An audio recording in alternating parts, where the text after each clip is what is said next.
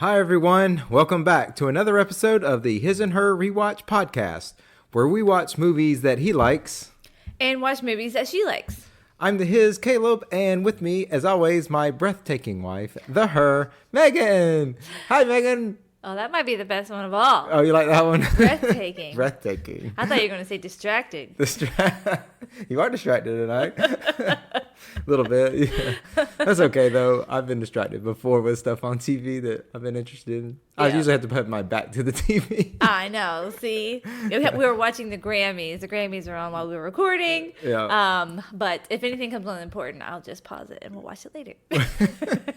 That's true. I only get a few minutes to we'll just hit the record button on that. True. But anyways, well, welcome to this episode, Megan. Thanks for joining me. And I think we're back into our busy mode with the kids. And so this is. Yeah. Did we even ever leave? Well, we had a good little break in the December and a little bit in January. And now it's full blown. So here we are. Taking our time to do the podcast together. That's right. So this is fun, though. I really enjoy doing this with you, so it's worth it. It's worth the time. It's kind of like I know you don't think so, but I do. I know. Sometimes. No, I do. I think it's like a date night for us. That's what I kind of do. So it's fun. But thanks, everybody, for continuing to support us and and everything that we're doing with the social media and where you're finding us on all of our platforms. We have something exciting this week that happened that we've expanded our reach. Yes. I was like, what? Yeah. What are you talking about? We expanded our reach on the internet, yes. So to speak. So we are officially on YouTube. Yeah. So all of our episodes we're killing it over there. It's crazy. I know. It's amazing. I don't even know what's going on. I don't know. So YouTube is a new beast for me, but I did go ahead before I announced that it was on there. I took a couple of days and got all the past episodes on YouTube. So if this is your first episode, welcome for starters. Yeah. And if you want to go back, if YouTube is a good way for you to listen to us, just go subscribe and hit the bells or whatever YouTube does. And you do that. And subscribe. Like and subscribe. That's right. So we're excited about that. I'm interested to see how the different beast that YouTube is. It's totally different on a lot of areas. And just to preface, it is still just our voices. It is just we have not done video yet. I do think that's something that will eventually happen for us. I know we've talked about it in the beginning, but yeah, we want to make sure we do it correctly when we do it, right? And not like crappy job, very cheesy and not very good. So it's okay. We're doing what we can for now. I know that our website that we use to post our podcast, which is Podbean, they do a very easy job for us. They make it easy to make the video clips, and that makes it easy to make a video. And then I just go back and put in a thumbnail for it, and it makes it very, very easy. So excited about that. So look forward to more YouTube videos, and I'll start putting some of the reels and the TikToks. I'll put those they do on YouTube too. Shorts. Yeah, that's what I put YouTube Short on there, and it's been crazy. Yeah, it's the same one I put on TikTok. YouTube Shorts are kind of a new thing, not new, but newer. Right. So YouTube really pushes those out a lot. Yeah, that's what the kids. I think when they heard it. I think one of them was like, "You need to put it on shorts." So they already knew that like shorts was the thing to do. So So just look forward to that. So, anyways, I do want to have a little shout out to a podcast that I reached out to recently, and they were kind enough to reach back out and just some advice and they're kind of the reason that I started YouTube, because they advised it. And they had a nice response to my email and stuff. So I want to shout out, it's called Reading Between the Reels podcast. And they're kind of similar to us with a different premise. They have a little more in-depth about how movies are, some of the meanings behind the movies and stuff. So cool. It's kind of interesting. I listen to some of those. They're a bi-weekly podcast. Okay. So I'll make sure I keep up with them. They'll be pretty easy to keep up with because with only being bi-weekly. So I look forward to. Yeah. So if you like our podcast, you'll like their podcast. Yeah. Right. Right. And a little bit different, and so it's fun. It's a lot of different ones out there. So I just found them, and I thought they were pretty cool. So shout out to Reading Between the Reels podcast. All right, we'll get into our episode, Megan. This was my episode that I got to pick, and I realized that you had never seen this before, right? No, you had never seen. I'd slightly heard of it. Like I realized it was a thing, which now I realize why I knew that was because this is a remake from the first Italian Job. I didn't realize that, Yeah. but now I know because I was like, I thought this was like an old movie, and now that I know that this is the remake of it, Right. So yeah, we're here to talk about the 2003 action heist movie, I guess, The Italian Job. The plan was flawless. The next 45 minutes, we own this place, gentlemen. Okay, Steve, it's right above you. The heist was perfect. The escape was clean. What are you going to do with your share? I'm going to get a 9T77 with 70-watt amps and Burr Brown VACs. It's a big stereo. Speakers so loud they blow women's clothes off. The only threat was the one they never saw coming. What the hell are you doing? I made a few plans of my own. There's nowhere you can go where we won't find you. That's probably right, John. Now, Found him, Stella. It's in Los Angeles. Stealing that gold is not going to bring my father back. It's not about the gold. John was like a father to me, too. And I just can't move on until I set things right. they're not in it for the pay. Hey, Steve, gang's all here. You have no idea how hard it is for me not to reach across this table and kill you. You want to start the game up again? That's fine with me. They're in it for the payback. You'll try to take out my guards. I have 5 of them that you don't know about. I don't do dogs. I had a real bad experience. What happened? I had a bad experience. You tried to hack the system. You ready to create the biggest traffic jam in the history of Los Angeles? I'm so ready. Oops. You can try to crack my safe. He took my father from me. I'm taking this. You just blew the best thing you had going for you. You just blew the element of surprise. Surprised? Why do you get to punch him and I don't? Paramount Pictures presents The gold is coming to us. Gridlock every route except for the one we choose. Force that truck to go exactly where we want it to go. Stop them before they hit the street. This is it, guys. Moment of truth.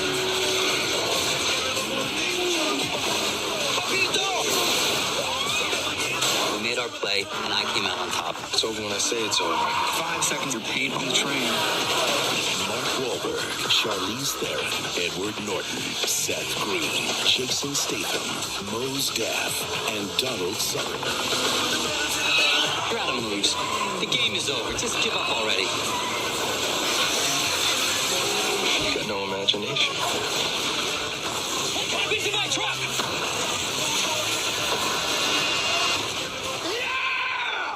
Got the Holy Spirit. The Italian Job. You know this is never about the gold. Whatever helps you sleep at night, sweetheart.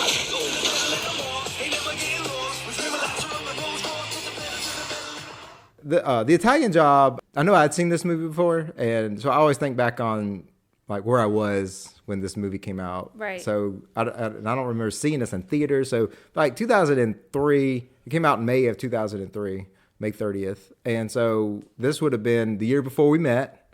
This is, and I would have been 1 year out of college. I mean, out of high school. I would have been in college. So this was, I mean, I would have seen it the year it came out, because especially if you had never seen it before. No. So, and I think I've seen it on TV some, but it had been a long time since I've seen it. So I was kind of interested to watch this movie over again, because I know I enjoyed it for the time, and I was curious to see how it held up. There's a lot of, stuff that goes on in it. I know technology changes, and you always talk about practical versus effects versus, CGI and stuff. Right. So how some of to see how the movie's kind of more made and pay attention to some of those things, to how to appreciate it and if it still holds up or not. So, right. And then I like to know what your feelings are, but we'll get into that. I don't know. I know you have opinions. We'll go over some of the facts and some of the actors and stuff that are involved and everything, like we usually do. So this was they had the Italian Job had a budget of $60 million, and it made $176 million at the box office. It ranked 34th that year on the box office. So 2003, Megan, what was some of the top 5 movies in 2003? Toy Story. I think I say that every time. It is not Toy Story. There is a James Bond. There's a Pixar movie at the top 5. James Bond. Cars. No. Frozen. No. I don't know. No. Okay. I love you just throw movies out. Star Wars. Really. No, number 1 movie was Lord of the Rings, Return of the King. I was close with Star Wars. Second was Finding Nemo. Oh. The Matrix Reloaded, Pirates of the Caribbean, Curse of the Black Pearl. Was that the first one? Black Pearl? I think that was the first one. So. And then Bruce Almighty was top 5. Because I did notice this, that because this is a kind of a cars driving movie, that Fast and Furious 2, the Too Fast, Too Furious, came out the same year. Oh, okay. I thought that was kind of funny. You got all those wrong. You get no credit, no points. No points? I didn't know we were playing for points. I know.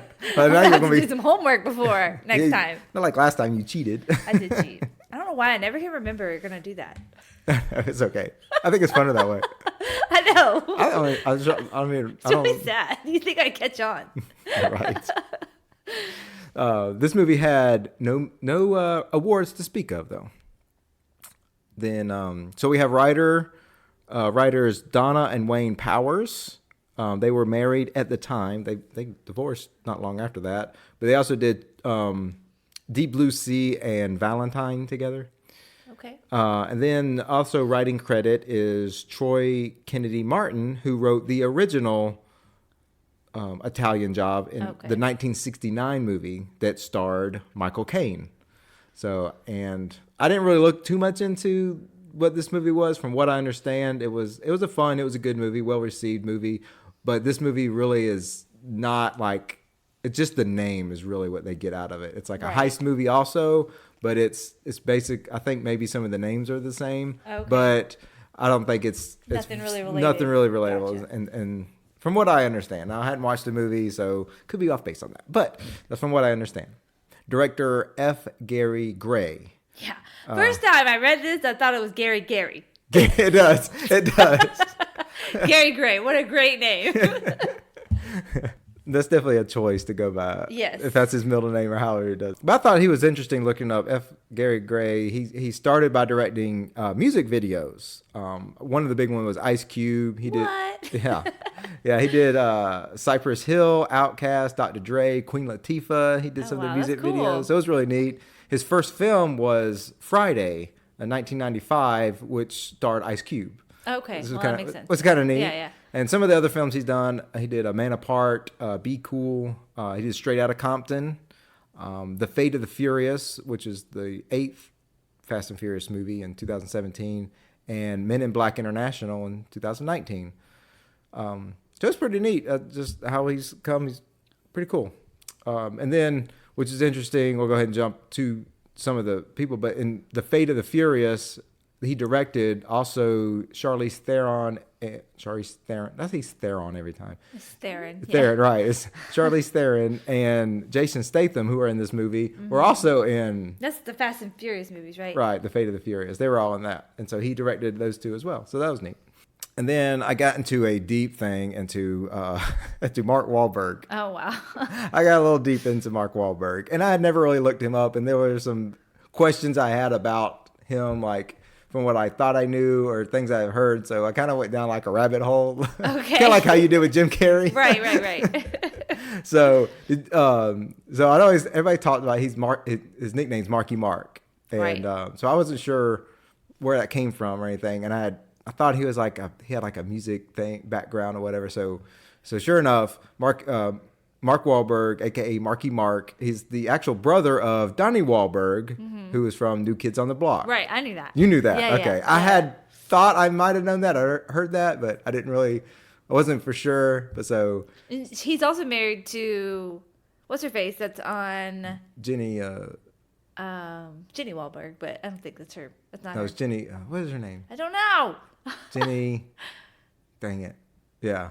Yeah, but she's on The Masked Singer, She's on which is what we love to watch. We love to watch The Masked Singer, and she talks about him all the time. Yeah. And they always guess Mark Wahlberg on like every person because he can sing too. That's right. Where you get it from. Yeah. I'm surprised he hasn't been on there yet. I know, I am too. It's coming. Yeah, it's coming. Yeah. I think he's just a little busy. Maybe. Donnie, maybe not. I think she would immediately recognize. Right. I think she's very prepared for him to be on there, and so she's listening out. But she knows her boy bands, for sure. But I didn't know this, that Mark Wahlberg was an original member of New Kids on the Block when he was the member that was not named. But he was like 13 at the time when they started, and then he quit after like a couple months. But he had his own hip hop group. It was called Marky Mark and the Funky Bunch. Oh yes, I do remember that. Yeah. Okay. So and that was from like 91 to 93 or something. And so they had a #1 hit in the Billboard Hot 100 and Good Vibrations. Interesting. And then they had another top 10 called Wild Side. Huh. So, not Good Vibrations, not to be confused with the Beach Boys. Right, exactly. I was like, wait a second. Yes. That's the Beach Boys. Right. Okay. I won't play the music because YouTube will flag those. Oh yeah, that's true. But you can look up Good Vibrations and Wild Side from Marky Mark and the Funky Bunch. I thought that was so funny. What a name. What a name for the 90s. But he's been acting since the early 90s. And I was trying to remember what I thought this might have been the first thing I had seen him in, but then I looked it up. I was like, I definitely saw him in Planet of the Apes, the 2001 remake of Planet of the Apes. I definitely saw him first in that one. And then, this is probably the second movie I'd seen him in with Italian Job. He had done a really cool football movie, Invincible. Yeah, that was a really good one. The Departed, Shooter, The Other Guys. Yeah, we talked that's about what I remember him from is The Other Guys, and then so Ted. I've never seen Ted. But that's just he's always been associated with that little bear. So many commercials. Helped or hurt his career, I don't know. But he does have good good comedic chops, and I feel like he's in my opinion, I like him. He has a very dryness about him, and for serious roles, I just don't think it clicks for me. But I feel like for his comedic movies, they're just genius. Like when he's in The Other Guy, like action comedies. Yes. I think they're just so funny because he's so dry. And to me, for like the non-comedy actions, I feel like it just comes off as kind of like disingenuous, I guess. But it's just kind of dry. Kind of flat. Flat. Very flat. Okay. Yeah. Oh, I got you. Yeah. So what did you think about him in this? I did not care for it. I feel like there could have been another person. Okay. I don't know who, but I just don't feel like he was the best for the role. Like maybe a different role in this movie, but for a lead con man, I don't know. I just didn't get it. I think he's a good leading actor in a lot of roles. Like he does good in a lot of these leading actors. Maybe it was the writing a lot on it, but I mean, to be honest, in this movie, like there's not a lot of character development. No, not at all. And so, I mean, this is a really good, I guess you could consider like a popcorn movie. It's just like, you're not really getting any depth to characters or development or, it's pretty straightforward plot. Mm-hmm. So I think that's probably a lot to do with it. All these characters, we don't really get much history. We get a little bit of history on some of these characters. They have a little flashback, but not so much. So I think that might have something to do with it. And then it's just more worried about the action and stuff, which he does great in action. I think he's a good action star. I think he does good comedy. He does good comedy as well. And in the combination, comedy and action with Mark Wahlberg, I think he does great. So. Yeah, I agree. You agree? Okay. We're good. We're on the same page on that. Okay. No shade to Mark Wahlberg. I do like him. No. I think he's a great person. I just don't think this movie was, or maybe like you said, maybe it was the writing. Maybe it was his lines. Simple writing. Yeah, his lines just didn't get delivered very well, I don't think. Mm-hmm. Okay, yeah. I can see that. There's no shame in that. I'm not like you. You're like, how do you say that? How dare you? You would if it was against somebody you liked. Maybe. Yeah. So then we have Charlize Theron in this one. She talked a lot about already. We did. Yes. We talked a lot about her when we did what was it? Mad Max. Oh, sorry, Mad Max. No, it was my pick. This is my Mad Max. Mad Max Fury Road. Something with an M. Yeah, Mad Max Fury Road. We did talk about her. So Charlize Theron plays Stella Bridger in this one, and like we talked about before, though, that she's won an Oscar for her Best Actress in the 2004 movie Monster, and then I think you talked about you remember her a lot from Hancock.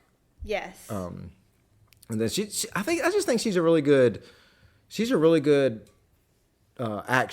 female action star. Yeah, she's a strong lead. Yeah, strong female action lead. She does really well. She reminds me a lot of like Angelina Jolie. Her style. Less severe. Yeah. She's got a little softness to her that Angelina Jolie doesn't. I understand that. But I think I kind of, I don't know, I kind of see her as that kind of roles. They probably could do similar roles, movies, choices and stuff. But and then, like we said, she's done 3 of the Fast movies, and she's also with the same director, like we talked about. Edward Norton plays our antagonist in this as Steve. Are you an Edward Norton fan, or do you like him in things? I do. I like him. Okay. I think he's really good. Of course, I know him from Incredible Hulk. Right. We talked about that already, and then not on the podcast, but in person.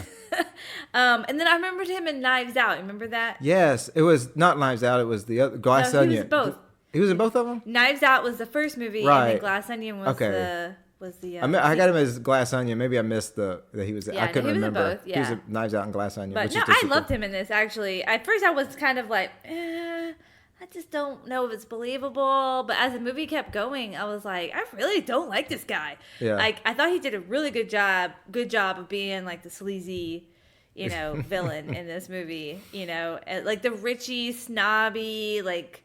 Too good for you type person, because he's not a big guy, he's tiny. It's like, he doesn't get good at that. I hate being second best, so I'm going to give up, that whole. That spoiled brat mentality, yeah. No, I thought non-team he did great. player and just right. his own thing. And he just always seemed so unhappy, and he just wanted stuff, but he really wanted, he wanted to be number one. But he wanted to be number one. Yeah. And but then he realized when he was on the top and lonely at the time, He is so lonely. And he's scared, and he's always looking over his shoulder. And he just thought he could throw money around everywhere, and so, no, I liked him in this role. I thought he did a good job. I wasn't quite sure at the beginning, but no, I thought he did good. Yeah. Because some other stuff that Edward Norton's been in, like, a big popular movie was Fight Club. With Brad Pitt. Which I've never seen before. Which you've never seen. I thought about doing that on the podcast, but I'm worried that it's not appropriate in some of the stuff. So I know, that's what I hear every time. We might revisit that one. Which is why I've never seen it, probably. And like, did it have a TV version? I know, right? That's what we're going to watch the edited version. It was in that one movie Birdman, which I've never seen. That's one that I was kind of curious to see. And we watched this movie not too long ago, Asteroid City. He was in Asteroid City. Yes, that was a cool movie. Who was the director of that? I was trying to remember. It has that very. I'm gonna have to look it up. The specific. Wes Anderson. Oh yeah, Wes Anderson. Wes Anderson style, yeah. That is a very unique style. I love it. And I'm so obsessed. I did like him in that. Now I'll be honest. I'm really not a big fan of Edward Norton. I really didn't like him in Incredible Hulk. I think. Mark Ruffalo did a much better job. Yeah, no, I agree. There's the Hulk, and there's like so many stories behind some of the recastings of that. And I'll read this. I read this on why he was in this movie. Now, he was contractually obligated to be in the Italian Job. Really? Yes. Okay. So Edward Norton made it clear that his participation in this film was a result of contractual obligation, not choice. He had signed a 3-movie deal with Paramount, of which Primal Fear, which in 1996 was his breakout movie, was his first. He kept dismissing scripts for the other 2 films of the deal until Paramount coerced him into accepting the role in the film. Norton did not hide his misery on the set, clashing with crew throughout it. And when the producers handed out gifts to the cast over the movie's surprisingly strong box office performance, Norton returned the gift, with a note saying, "Give this to someone you actually like or someone who actually likes you." Oh my God. Well, maybe he wasn't acting in the movie. That's what sounds just like his character would have said. Holy cow. Wow. So I thought I don't like him anymore. I take back what I said already. I don't know. I've heard a lot of things Wow. that he may be hard to work with on sets. And I mean, I think he's a good actor. I just, I don't know. You really dive deep into some of these things, and you hope that some of these stories aren't true or whatever. So, so you hear all those stories about like Tom Cruise and everything, but like Tom Cruise is freaking Tom Cruise. But he does it. He can do what he wants. He does it to demand perfection. Oh, he's very big a perfectionist. Yeah, not to clash against. Yeah, be pretentious. Right. And say, look at me, I'm amazing. Right. Even though, like, we were just talking about, like, Mariah Carey. You say she's, like, one of the biggest divas. I'm like, because she's Mariah Carey. Yeah, like, she deserves to be. She can do whatever the heck she wants to. I mean, it's just like. But I mean, it's a choice at times, though. It is a is. choice at times. But I'm just like, Edward Norton? I know. I'm like, no one knows who you are, dude. Chill a little bit. Well, you wonder, like, because he is a good actor, like, what has he missed out on acting wise? I don't know. Probably a His lot. choices, but people he's don't done a want lot to of people stuff. like that. It's not a lot of movies that I particularly care for, but I think there's a lot of there were some stories about that too with the Incredible Hulk and some of the reasons he got recast and that. So, anyways, Well, maybe he's a lot like his character. I said that Edward Norton did choose his wardrobe in the making of this character to make it a little more quirky. So he did I guess care for the role, though. Even though he was contractually obligated to do it, he did But he wanted to make it known that he was. Right. So very much well known. And so I don't know. You don't ever know what the talks behind the scene with Paramount and the stuff True. they're making to do it. So, but anyways, we'll move on from Edward Norton. Some of the other characters in here. You have Jason Statham as Handsome Rob. He's just Handsome Rob. That's his funny. name. I love that. He's such a funny character. This was probably the first time I had seen. I've been introduced to Jason Statham was in this movie. Yeah, he's in all the Fast and Furious movies. But like when I was looking at his filmography, I was like, dang, there's a ton of movies I've never even seen. Yeah, and they're like probably driving movies. Like he's in like all the driving movies. Well, that's his thing in this movie. He's the driver. Yeah, he which is. So and he funny. was in the Transporter movies, which the first one came out right before this movie, which is a driving movie. And there's a trilogy on that. He was in Cranks. I'm surprised he wasn't in Mad Max. I'll be honest. Oh, that's a full driving movie the whole time. Maybe he was in there. We just didn't know it. I know, right? Like I said, he's been in like several Fast and Furious movies. He's been 6 through 10, and then he was in the spinoff Hobbs and Shaw, and then he's been in the Expendable movie. So big action star, a lot of driving movies. What if he's terrible driver? Like in real life. I would love to know. Are you a really good driver or are you really terrible? I know. He just. How many tickets have you gotten? Right. As long as he looks like he can drive, I guess that's all you need to do. Right. Maybe he's a good driver. I don't know. So let's talk about Seth Green. We talked about him a little bit in the last episode because previewing this movie, he plays Lyle, or AKA the Napster. The Napster. So, did you look him up at all? Okay. I have to formally, officially, formally, yeah, formally or unformally apologize to Seth Green. Okay. Why? Because so back in the 2000s, maybe 2000s, late 90s. There was a man called Tom Green, and I would get them confused all the time. Really? Okay. So I was thinking of Tom Green, not Seth Green. Okay. Oh, well, that makes me feel better because I'm kind of like Seth Green, and like Tom Green is horrible. Okay. You don't know who Tom Green is. You look him up or don't look him up. I would advise not to look him up, but he had a show called Tom Green Show, which I don't know what universe someone gave him a show, but it was horrendous. Okay. Do you remember? You don't I remember don't Tom know. Green? I know the name, and there's some. You don't remember my bum is on his lips. My bum is on his lips. something. That's an Eminem song, but he like redid the song in his show. He's just so stupid. It's just so vulgar and terrible. It was back in the day, like, which I mean they still do now, but like even more so I feel like in the early 2000s where they would like really, really push the envelope way too far, like on MTV and all that kind of stuff. And I watched MTV a ton when I was a teenager. I mean, I was a teenager. That's what we did. But yeah. No. Okay, I looked him up. I remember. You remember him now? Tom Green. Okay.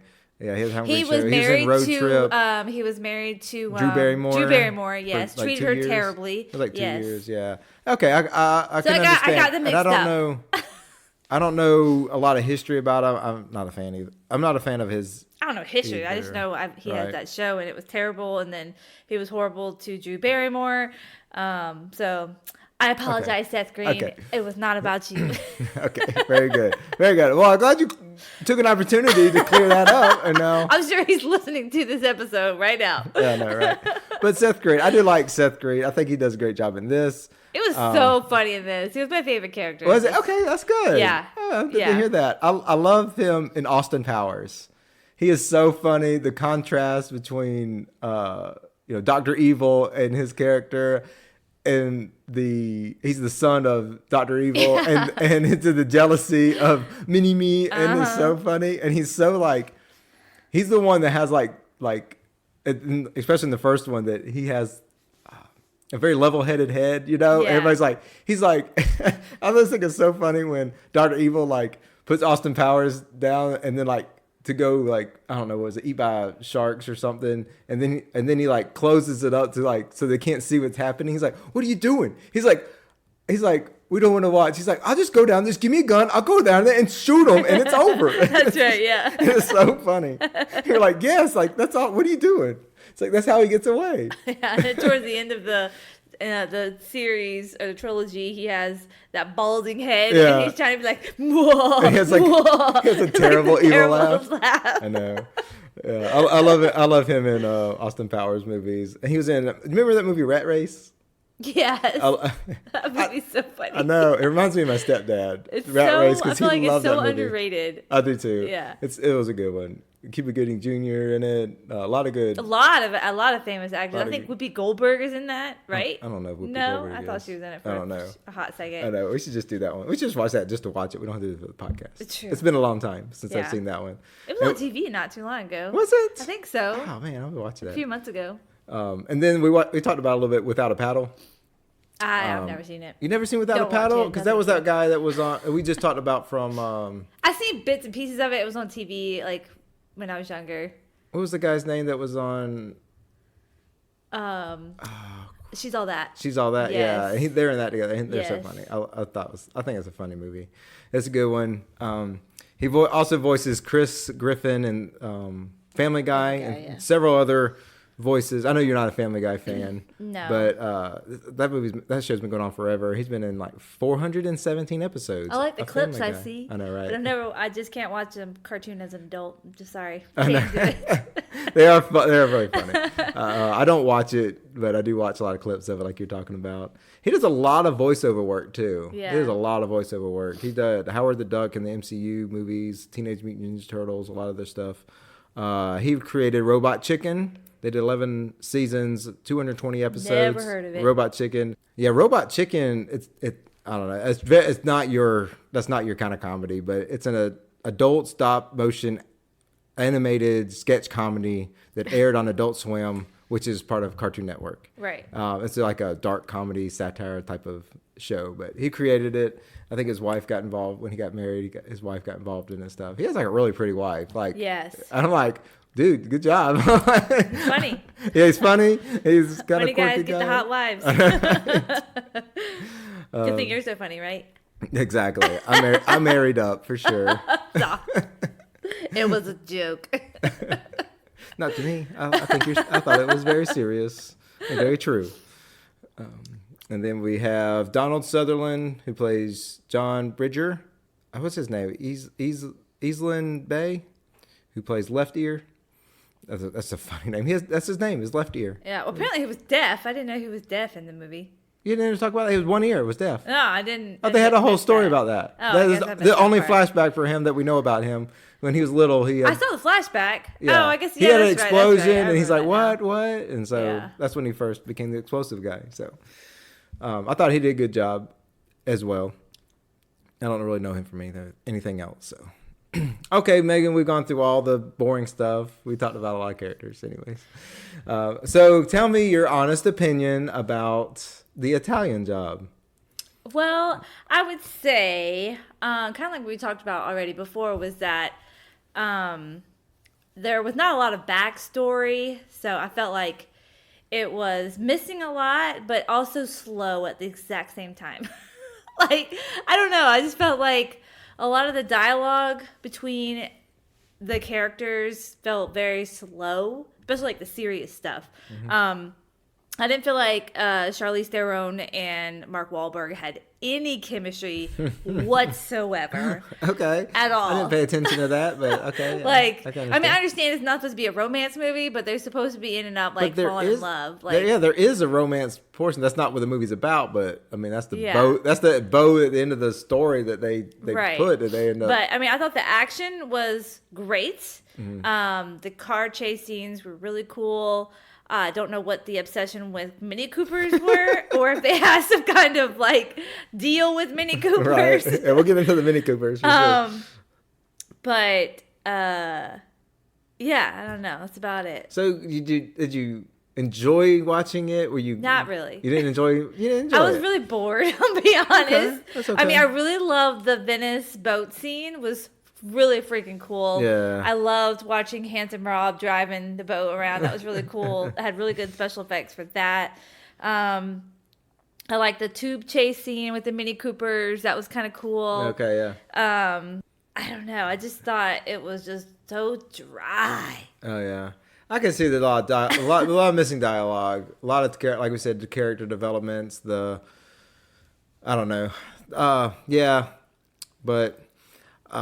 Some of the stuff I looked at, so we'll go through some of the moments in the movie that are good and what made it good that I liked, and some of the stuff that we talked about some of the stuff we didn't like, but I thought it was funny because I watched the trailer for this, and if you watch the trailer, you actually watch the whole movie in 3 minutes.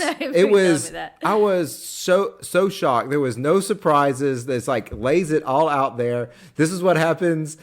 They all get betrayed by Edward Norton. They find him. They do this, and like, oh, they lost the element of surprise. I mean, the whole thing's in it, showing him like even at the end being and Charlize Theron punching him at the end. Like all that's in the trailer. Oh my gosh! And it is like I'm like, this is why I don't watch trailers.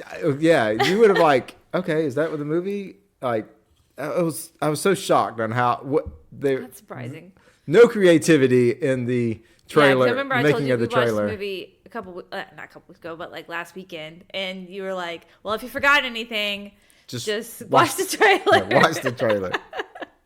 But this is I think you get a lot of stereotypical heist movie. This is like checks a lot of boxes with the heist portion of it, because you have all the characters you need. You have the planner. Yeah, I thought it was very cheesy-esque.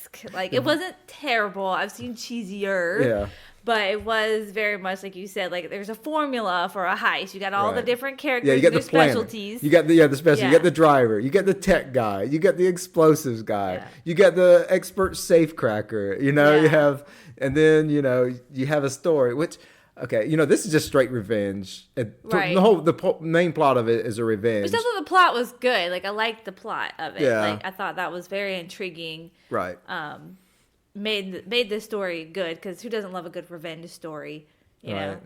Well, isn't it funny though? We watch these movies like this and like the ocean movies, and anytime, especially heist movies, because most of them are bad guys. Right. So you find yourself rooting for the bad guys. Like, so I'm sitting there thinking, like, why are we rooting for these guys? We don't know anything about these. Like, okay, they had a gold heist in Venice. It was really cool. They got away, but like, why are we rooting? They're the bad guys. like, Who are they robbing? Should they have been robbing him? Did they deserve their gold to be taken? Right. Or, But now we know. Then at the end of the day, like, okay, they got away. It was a really cool scene in Venice, and I saw that that Venice, the Venice Authority allowed the crew to go over the speed limit for the boat chasing sequences. They had to get permission to go that fast. But sure, that was fast. Yeah, I'm like, but I remember thinking that during the movie. I'm like, man, that was like, you'd be so much trouble for going that fast in Venice, like splashing water everywhere. For real. Making wake. But I don't know. I just think it's funny how in these movies like this, we root for the bad guys, or people that have, they shouldn't be doing that kind of thing. You know what I mean? Yeah. But the whole point of the movie was revenge. And so that's why we found, I didn't mind that part, rooting for the bad guys. Were they the bad guys? I mean, when they were bad. They're stealing. They're robbing. Yeah, but it's like Robin Hood. That's what I'm saying. Like, Robin Hood's not a bad guy. Like, who are they stealing from in Venice? Somebody had a bunch of gold, so who were they? Like, well, I think they were getting revenge then. Right? I don't know. That's what it seemed like to me. I don't know. That's all. I think it's funny, but just thinking about a lot of different heist movies. I guess you're right, though. You shouldn't steal. You shouldn't steal. Stealing's steal bad. Steal from the poor, give to the rich. I mean, steal from the... Oh, my God. Cut that out. Steal from the rich, give it to the poor. Yeah, if it's a Robin Hood situation, then yeah, I can get behind it. But we don't know. Like, there is no story. We don't know why they're in Venice doing what they're doing. Right. Yeah. And we don't know. It seemed like mobsters. They're already together. Like, there is no reason that we don't see them coming together for. We don't know why it's this the Italian crew, mob. Yeah. We don't know why they're coming together for this movie. Or why they're together in general. What brought them together. Let's talk about the Mini Coopers. You brought the Mini Coopers. So let's talk about the Mini Coopers. Because this is just a Mini Coopers commercial, right? Yes, it is. Literally the whole movie. The whole movie is just Mini Coopers. Charlize Theron, when she's driving her Mini Cooper. Yeah, she has her own Mini Cooper. Yeah, she has her own Mini Cooper in the beginning. And so when we see her. First it was a boat commercial, then it was a Mini Cooper commercial. Yeah, it's just Mini Coopers. And I remember, so they had 32 Mini Coopers. They used 32 Mini Coopers for this movie throughout the shooting. They actually made several electric ones because when they did the tunnel scenes, not the one where they're in the when they're actually driving with the train, tubes, yeah, not the tubes and stuff, but the train, like in Los Angeles, they don't allow motorized vehicles over there, so they made those electric so they could do that portion, and then that sounds more dangerous because the train's electric. Yeah, everything's electric. Yeah, I know, but I don't know. I guess that makes more sense. I was just thinking like electric on electric. Well, there's the fumes. They want the fumes. The point is the fumes in the tunnels and stuff. So, I remember and now it's funny. This past week after we watched this movie, I've seen so many Mini Coopers on the streets that I've never noticed before. I'm like, I thought Mini Coopers had died off. No. But no, they're still around. No. And I mean, I think Mark Wahlberg said it was like driving a souped up go-kart. It's like a souped up go-kart. But I remember seeing this and was like, thought Mini Coopers were really cool then. I was like, I don't know. Maybe it was me being young and naive, but I thought they were too. They were cool. I mean, not even from this movie because I've never seen this movie, but it was for a while. It was. I thought Mini Coopers were kind of cool, but I heard I've talked to somebody that has ridden. I've never even ridden in one before. I've never ridden, but it has it feels terrible to ride in. It's like very rough. Yeah, it's like riding a go-kart. Very rough riding. But I was like, hey, they soup them up because they did talk about they souped them up and everything for the heist and stuff. So I'm like, hey, I could drive a souped up one. But they said so they gave all the drivers, which I guess it would have been just Mark Wahlberg and Charlize Theron and Jason Statham. They gave driving lessons and stuff so they could, because they did all their own driving. For the most part, they did their own driving. So they went to driving school and stuff like that to do it. And all of them said that Charlize Theron was by far the best driver out of all of them. I mean, it shows in the movie. I felt like she had the best driving, or at least showed her that way. Yeah, they should have. Yeah, which I could see that. She looked legit. They said that during production that she got a speeding ticket for driving her own car for driving over more than 40 miles an hour over the speed limit. Oh my gosh. She said that after filming driving so fast that she couldn't get her speed down to drive home. Oh my gosh. Did she give that ticket to the producers? She's like, I'm good at this. I can drive. Yeah. That was funny. But I don't know. What do you think? Did the Mini Coopers hold up? I think so. I mean, at first I thought it was a little annoying. I'm like, okay, this is ridiculous. Like, what is the deal with the Mini Coopers? But I don't know. I understood the purpose of them because they were small enough to fit into, the tunnels and stuff like that. But, well, I guess they were going to use it to fit into that guy's house. Yeah, that was the whole point of it. That's right. That was the whole point was her car was a Mini Cooper that they measured and stuff so it fit. So they got other ones. So, which is funny about this movie because, like you said, they had a whole different other heist plan. They spent all this time planning this heist, and it went out the window. When he found out, when they found out about it, and things started changing. All that went out the window. Which that brings me to, I loved the driving scene with the armored cars. I thought that was really cool. Yeah. With the rerouting them. Yeah. The Lyle rerouting them with the computer and the stoplights and stuff. I thought that was really funny. And I mean, it's just really cool. Yeah, I thought it was cool. I remember one, because I hadn't seen this movie in a long time, and I remember parts of it, but I remember distinctly remembering, I thought it was cool at the time, the way that they found out which gold it was in it, and they were like, which one's squatting more, Yeah. And so they did at the time I thought that was so cool and genius. I'm like, that is neat. And I liked how he changed the stoplights. Yeah, I know. Caused a traffic jam. So, yeah, that was pretty neat. But yeah, that was the whole driving through Los Angeles and the helicopter and the helicopter. I got so many issues with that thing. Oh, really? The car chase. Let's talk about that. Oh, so annoying. Well, that was when Edward Norton's character started to get really annoying. When he felt like he just gave off this whole like nothing can stop me, like I'm smarter than you. Yes, you can't outdo me. Yes, and it just got really annoying. Which I mean, I think that's probably the point. Yeah. But the helicopter in like the I don't know what that was, like a parking or under the bridge. Under the bridge. I'm like, dude, this is so stupid. There's no way possible that was really filmed. No way. They really filmed that helicopter under the bridge. Oh my God, that's so dumb. Yeah. They really, and that's what they said which I think a lot of the movie does hold, those parts of the movie, a lot of the movie holds up because there were everything was practical effects. Right. And it looked like it. Yeah. I mean, it looked like special effects. And so it did, I think that's why a lot of it holds up. It just looked like it was kind of like, really? They really did that? Yeah. I'm like, the helicopter driver, in real life would not attempt that. Right. If they were like, go into there and go get him. He'd be like, nope. Yeah, no. I just couldn't. I guess I was like, why is he not just going through the helicopter? Like, what's the helicopter gonna do? Yeah, I couldn't figure out. He hits you a little bit, and then I'm tilts. like, I think you would hit him, and he would bang into the wall and die. Like, that's what I know. That part was just really annoying. It was kind of like they had to stand off, like you can't get past me. I'm in a huge helicopter, and I was like, no.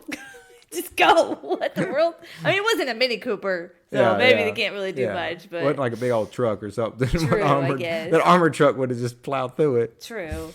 But I don't know. I just thought that was kind of goofy. But, I mean, probably dudes thought it was pretty cool. But. Yeah. No, I mean, there's definitely, and everything, you're like, okay, that's not believable. That's not believable. But apparently it was. It did happen. Yeah. Well, I mean, the fact that they could do that, they actually, I guess a stunt helicopter driver did it for the movie and stuff. So, but yeah, the tunnel scene was good. Coming out of the tunnels into the water was kind of crazy. Yeah, that was the way cool. they did it. And then we talked a little bit about Lyle or Seth Green's, but the Napster tie-in, which obviously doesn't hold up after 21 years. Yeah, Napster is not, but. At the time, it would have been a big story. But so one thing about I found out about this is Lyle, Seth Green, in the movie, he claims to be the creator of Napster, the first online file share service for music, and that it's that it was stolen by his college roommate, Sean Fanning. In the flashback, when Lyle is sleeping, his roommate takes the disc on his PC that has the Napster on it. His roommate is portrayed by the real Sean Fanning. Oh, wow. The guy who made Napster. The legitimate creator of Napster. The legitimate one. Oh, that's funny. When Fanning steals his disc in the scene, the bottom of the scene, you can see a Metallica poster on the wall. Metallica's drummer, Lars Ulrich, was famously a very local critic of Napster, and Metallica filed a lawsuit against the service for copyright infringement and racketeering. So they had a little Metallica Easter egg in there that they were all tied together to the Napster thing. So I thought that was really neat. They just threw all that in there. But Seth Green, I think he was really funny in this. Yeah. I saw that when he does his Handsome Rob impression. Yes, I wrote that down. You did? That was so funny. They said that was all improv. There's like a lot of improv for that's not in the movie. And he had funny. They said he had the director like in tears crying. He was so laughing. That's so funny. He does such a good Jason Statham. Yes, he does. That was fun. That's probably one of my favorite scenes too. Do you have any other things? We have to talk. We can't go a whole podcast episode about this movie and not talk about Skinny Pete. Skinny Pete. Skinny Pete. What was Skinny Pete? What did I miss? Hold on. Skinny Pete was the big guy. Oh, Skinny Pete. Oh, that's right. That's right. Skinny Pete. That's funny. And the don't stare scene. Don't stare. Don't stare. And so... that's what he did the whole time, was stare. Oh, that and he also had one of the quotes that I liked when he called him on the phone, was asking him like, did you tell him about the gold or whatever? And then they had a conversation or whatever, but at the end he said, if there's one thing I know, it's never to mess with Mother Nature, mother-in-laws, and mother effing Ukrainians. I thought it was so funny. He called Skinny Pete. Skinny Pete. And this guy is huge. Yeah. That was a good comedic choices on that with Left Ear. Mark Wahlberg was hilarious. I thought he was so funny in that scene. Yeah, Left Ear was very funny with that. His reactions was great. Yeah. He did a good job with that. Yeah, those are good comedic points in there. It was really funny. Along with it, I like the scene when they're Charlize Theron is with Edward Norton, and he doesn't know who she is yet, and they have that dinner, and then he finds out because he says the line, which is really the only line I wrote down in this, was the when he goes, still don't trust me, and then she says, I trust everyone. It's the devil inside them that I don't trust, which is what her dad said, right. And so that was a big cue that she was who she was, and so I just thought it was really neat. You big dummy! Why'd you say that? So I thought it was a cool moment when she lays over the glass and all the guys come out, you know, to protect her and stuff. I was like, oh, that's really cool. That was really cool. It was a cool moment. I think they've done that in Oceans before. Maybe. I think they have. That's not it's not the first time I've seen something like that. Okay, before. maybe it's, I don't know, some movie I think I've seen. That's definitely a thing to do, yeah. Yeah. But I feel like it was in Oceans. I think I don't know which one it was, but the one with Joey Roberts, and she did that or something. I don't remember. I could be making it up. Yeah, but there are scenes that are like that. Good. They're different like that in movies. But I didn't remember that being part of this movie, and so it was kind of neat to see. I thought it was really cool. Who was your favorite and least favorite characters, Megan? Well, I was gonna say my favorite was Edward Norton. Oh, I've changed your mind. But I mean, he can still be your favorite character. I mean, it's just because of his history. He wasn't my favorite character. I thought he did good as the character, but my favorite character was Lyle. I thought he was so funny, and I just really felt like this movie needed a comedic relief, and he did a good job of that. Yeah, he did. I also really liked Jason Statham in this movie, even though he didn't really have a huge role, but I feel like when he was on screen, he was very present. Yeah. And he has some really great lines too. I think Lyle just got all the great lines. Yeah. You know, which is, like you said, that's the point. Unfortunately, but yeah. Which is, like you said, that's the point of him being in the movie. You gotta everybody has different personalities and characters, and he did a good Yeah, I feel like Charlize Theron and Mark Wahlberg, as great actors as they are, I feel like they got a disservice. Yeah, they were not memorable to me. Like You needed more history on it. There was some more character development and maybe some more flashbacks or something. Because I feel like with a drama, which I would say this is an action drama, or maybe just action, I don't know. It's not a comedy. There's comedic parts, but to me it's not a comedy. But I feel like with an action, you have to have more story behind it. And for a comedy, it can just be funny, And that's why I felt like, the ones who were kind of funny were great, and the ones who weren't were just kind of meh. Meh. Like, I feel like anyone could have been in that role and it wouldn't have mattered. Yeah. Like, it could have been literally anyone. Drew Barrymore. Or... No. I think she does have a better presence about her than a lot of characters. She does great driving. Obviously has the look that Hollywood wants for a female lead. And I do think she's very beautiful. She did a great job as Becky. Which I cannot remember. This is so off left field. But there's a movie, and there's a chicken. Do you remember the movie? And the chicken's name was Becky. What? Do you remember this? You're going to have to cut all this out. No, but I'm leaving it all in. So keep digging a hole. Because there was I think it was what was a skit? I don't know. It's something the kids watched, and it was this thing called Becky. I don't know. I'm going to have to look it up. Okay, we'll look up and show me what you're talking about. We're going to figure it out. Because it was like a chicken named Becky. Or like a duck or something. Maybe our listeners know what you're talking about. The kids would know.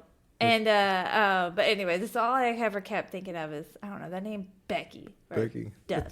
I don't know. That's a funny choice for a name for this movie, I think. I know. Becky. And then this Lyle's line is, I wonder what she named the other one. It's so bad. That was so bad. I thought that just got like whooshed over. Like they didn't really. That was like I didn't even catch it until I started reading like the quotes and stuff. Yeah. And I was like, oh, that's hilarious. All right. Well, we can move on from Becky, but. Was there anything else you wanted to talk about on that? I got it. Okay. It's Finding Dory. The dumb duck in Finding Dory was named Becky. Really? Yes. The one that had The seagull? No, it was a duck. From Finding Dory. Oh, Finding Dory. Finding Dory. Yeah. It's at the very end. And it's this one right here. That I guess it's a seagull, but it's like a seabird. I don't know. I wouldn't call it a seagull right there. I don't know. But it was just a duck named Becky, and it was like it's really dumb, and it's just funny. Anyways, it was funny. Good job.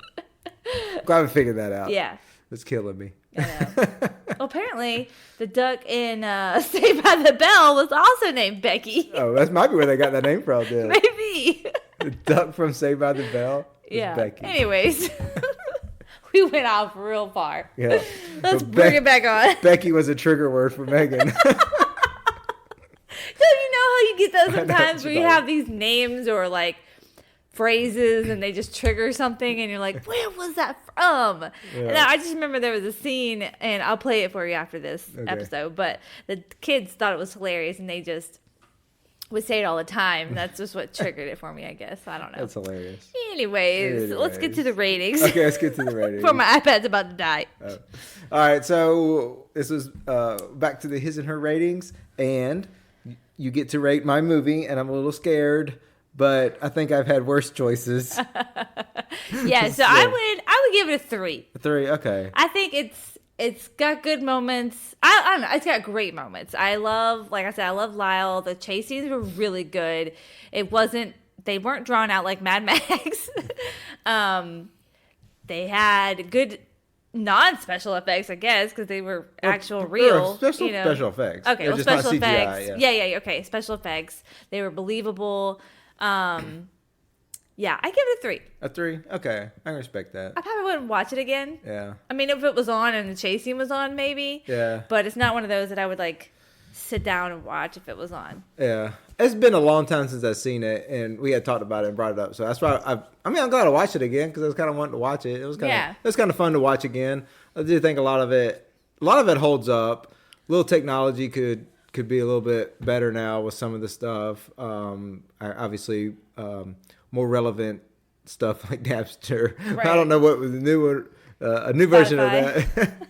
Oh, I don't know, but different aspects of it. But I do think the action part of it does hold up pretty well. Yeah, no, it was cool. I liked it. It's like a Tom Cruise movie. That's what it reminded me of. Yeah. Like the action part of it. Yeah, it was good. It is during the time when car chase movies are big and heist movies. Yes. You have Ocean's 11 and the Fast and Furious franchise going around. It's kind of a combination of both kind of deal. Yeah. So, all right. Well, I mean, yeah, I think like I said, I'm glad I watched it, but a lot of things are better remembered. Yeah.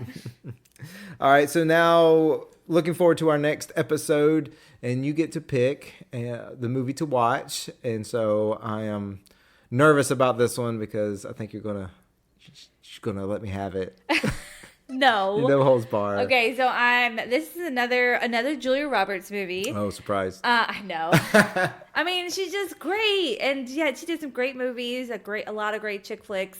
This was one of another top 10 favorite movie of all times. Ooh, no pressure for me. It was a very favorite movie of mine and my mom and my sisters. We would watch this movie all the time, quote the movie, sing the songs. Is it more appropriate than Pretty Woman? Yes, it's more appropriate than Pretty Woman. Yes, it is. She's not a hooker. I'm scared because I don't think you're going to like this movie at all. And you're probably going to rate it really bad. But you think I've seen it before?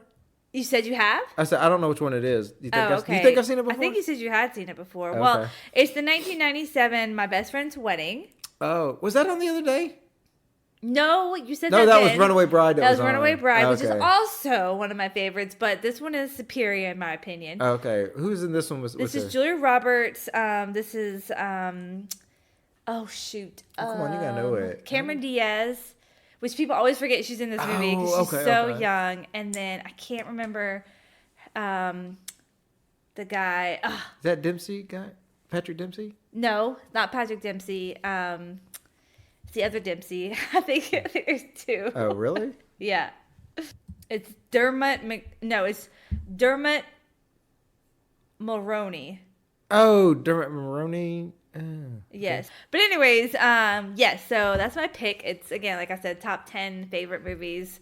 You can watch it on Netflix. So it is on Netflix if you have a subscription, or $3.99 on other streaming services. We always forget to say that. Yeah. Sometimes that changes, though. They're not going to be the same. True. In like a year when people. True. No. By the time people listen to this. Sometimes. In a year. But no, yeah, I'm excited. I'm excited to watch it again myself because it's been a while since I've seen it. But just be prepared. I probably will quote it a lot. Okay. I won't let that affect my ratings. Okay. Oh, okay. Well, I'm curious now how this one compares to other Julia Roberts movies and other rom-coms that you've picked so far. So yeah, we'll compare some of these movies now. Okay, so cool. All right. I'm excited. I'm not really excited to watch it, but I'm excited to get. You're excited to watch me watch it, right? I know, right? All right. Well, we'll wrap it up. Well, thanks everybody for sticking with us this long. If you have, I hope you're enjoying the podcast. Make sure you're leaving us some 5-star ratings, right? That yeah, say? Exactly. Leave the 5-star ratings, write a review, tell your friends, find us on YouTube, subscribe, all those things if you are enjoying it. So help us out when you can. So, but we'll see you next time, next week. Same bat channel, same bat time. Bye, guys. Bye, guys. See you next time. Bye.